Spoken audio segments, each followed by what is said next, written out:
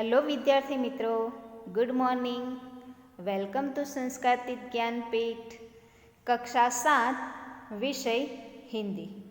बच्चों, हम 2 चैप्टर पढ़ चुके हैं।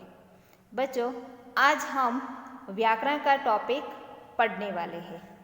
बच्चों, व्याकरण आप 6ठी कक्षा में भी पढ़कर आए हैं, तो आज हम लिंग परिवर्तन पढ़ेंगे। लिंग परिवर्तन पढ़ेंगे तो सबसे पहले हम लिंग परिवर्तन के बारे में जानेंगे। बच्चों, लिंग परिवर्तन किसे कहा जाता है, तो आज हम सबसे पहले उसके बारे में जानकारी प्राप्त करेंगे। लिंग परिवर्तन, जाति को हिंदी भाषा में लिंग कहते हैं। बच्चों, जो अलग अलग जाति, तो हिंदी भाषा में जाति को क्या कहते हैं? लिंग कहते हैं। हिंदी भाषा में 2 प्रकार के लिंग हैं, पुल्लिंग और स्त्रीलिंग। बच्चों, आप गुजराती सब्जेक्ट भी पढ़ते हैं, तो गुजराती सब्जेक्ट में 3 प्रकार के लिंग परिवर्तन होते हैं। कौन कौन से? तो कि पुल्लिंग, दूसरा स्त्रीलिंग और तीसरा नपुंसकलिंग। लेकिन हमारी हिंदी भाषा में केवल 2 प्रकार के लिंग होते हैं। कौन कौन से? तो कि पुल्लिंग और स्त्रीलिंग। तो बच्चों, आज हम इसके विषय में आगे चर्चा करेंगे। तो सबसे पहला है हमारा पुल्लिंग। तो बच्चों, पुल्लिंग किसे कहा जाता है? जो शब्द पुरुष जाति का बोध कराते हैं उसे पुल्लिंग शब्द कहते हैं। तो बच्चों, पुल्लिंग किसे कहा जाता है? तो कि जिस शब्द से पुरुष जाति का बोध होता है, जिस शब्द से हमें ऐसा लगता है, ऐसा जानने को मिलता है, जिससे पुरुष जाति पहचानने में आती है, उसे पुल्लिंग कहा जाता है। बच्चों, यहाँ पर उदाहरण दिया गया है, जैसे लड़का, घोड़ा, बैल, पुरुष, आदमी। यानी कि जिस शब्द पुरुष जाति में आते हैं उसे पुल्लिंग कहते हैं। दूसरा हमारा है स्त्रीलिंग।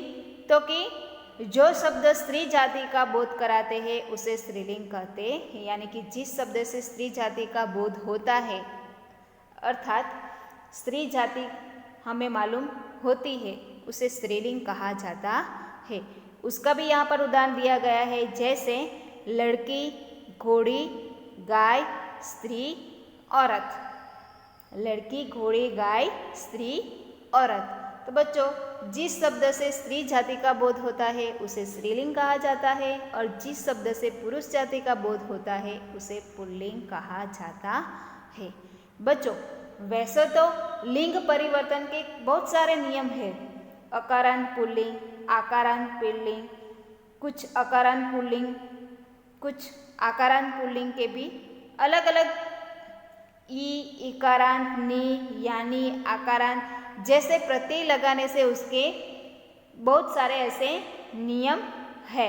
लेकिन बच्चों, आज हमें केवल पुल्लिंग और स्त्रीलिंग के बारे में ही हम जानेंगे, उसके बारे में ही हम बात करेंगे। अब एग्जाम में, परीक्षा में यह पूछा जाता है, यानी कि शब्द दिया जाता है, उस शब्द को हमें पुल्लिंग होता है तो उसे स्त्रीलिंग में बदलना है, और जो शब्द स्त्रीलिंग में होता है उसे पुल्लिंग में बदलना है। तो बच्चों, यहाँ पर ऐसे कई सारे शब्द दिए गए हैं, जैसे कि यहाँ पर मैंने लिखा है पुल्लिंग स्त्रीलिंग, पुल्लिंग स्त्रीलिंग। यानी कि आदमी जो है, आदमी, तोता, पुरुष, कुत्ता, मोर, यह सारे पुल्लिंग के शब्द है। जिसका स्त्रीलिंग होता है आदमी का औरत, तोता का मैना, पुरुष का स्त्री, कुत्ता का कुतिया और मोर का मोरनी। वैसे यहाँ पर भी ऊँट का ऊँटनी, हिरन का हिरनी, सेठ, सेठानी, कुमार, कुमारी, वर, वधू। बच्चों, अब 6ठी कक्षा में भी व्याकरण में लिंग परिवर्तन पढ़ चुके हैं। वैसा ही ठीक 7वीं कक्षा में भी लिंग परिवर्तन आता है। 6ठी कक्षा में सेमेस्टर 2 में आता है, और 7वीं कक्षा में सेमेस्टर 1 में लिंग परिवर्तन आता है। तो बच्चों, पुल्लिंग शब्द का स्त्रीलिंग में बदलना है, और जो शब्द स्त्रीलिंग लिए है उसे पुल्लिंग में बदलना है। वैसे यहाँ पर भी दूसरे शब्द दिए गए हैं। राजा का रानी, ग्वाला, ग्वालिन, अभिनेता, अभिनेत्री, शेर शेरनी, घोड़ा घोड़ी, बकरा बकरी, लड़का लड़की, बाघ बाघिन, बंदर बंदरिया, सांप सापिन, चूहा चूहिया, मालिक मालकिन, बेटा बेटी। उसी प्रकार तेली का तेलीन, पति का पत्नी, विद्वान का विदुषी, मर्द का औरत, विदुर का विधवा, सम्राट का सम्राज्ञी, भैंस का भैंसा, प्रेमी प्रेमिका, बछड़ा बछिया, दूल्हा दुल्हन, बादशाह बेगम, लोहार लोहारिन और ससुर का सास। तो बच्चों इसी शब्दों को आपको हिंदी की नोट में व्याकरण विभाग में लिखना है। ऐसे दूसरे भी शब्द यहाँ पर दिए गए हैं।